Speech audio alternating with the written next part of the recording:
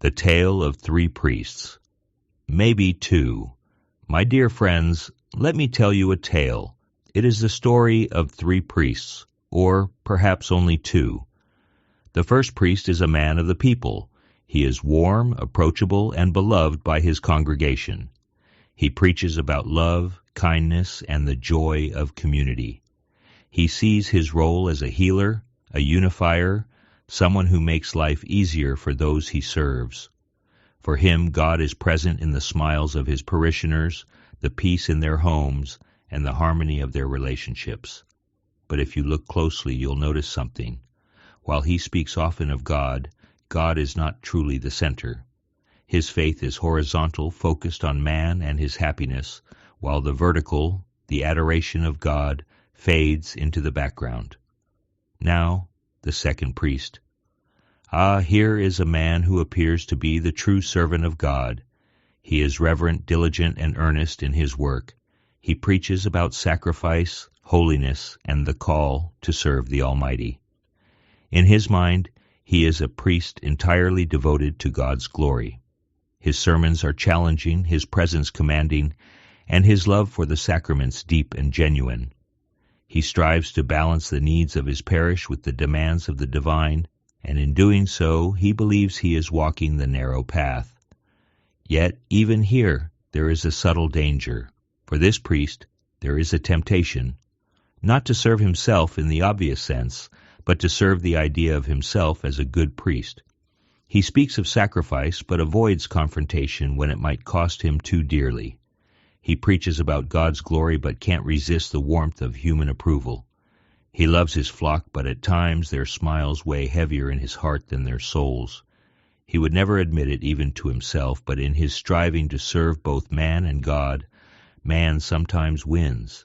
And so, while he may be more focused on the vertical than the first priest, he is not yet fully consumed by it. Now, the third priest. This priest is unlike the others. For him, God is not merely the center. God is everything. He sees his role not as a healer of wounds or a guide to happiness, but as a shepherd tasked with saving souls from eternal damnation. He knows that the road to heaven is narrow and that few will find it. He preaches with urgency, not to please but to awaken. He does not seek approval or comfort, because he knows the cost of discipleship is too high for such indulgences. This priest carries the burden of truth. He looks upon his congregation and sees a battlefield. Many, perhaps most, are in mortal danger, yet they do not know it. They come to Mass, they go to confession, but their lives remain lukewarm, filled with compromises that will cost them their salvation. And so, this priest lives not for smiles or approval, but for the hard, lonely work of leading a remnant to heaven. He knows that even his own soul is at stake, and he approaches his vocation with the trembling reverence of one who knows the weight of eternity. But this third priest, my friends, is rare. In fact, he is almost non-existent. He is ridiculed, silenced, or hidden away, because the world does not want to hear the truths he speaks. The Church herself is often uncomfortable with him, preferring the first priest's warmth or the second priest's balance, and so the first and second priests dominate, blending into one another, while the third priest becomes a relic of a bygone era. My friends, the future of the Church depends on the third priest.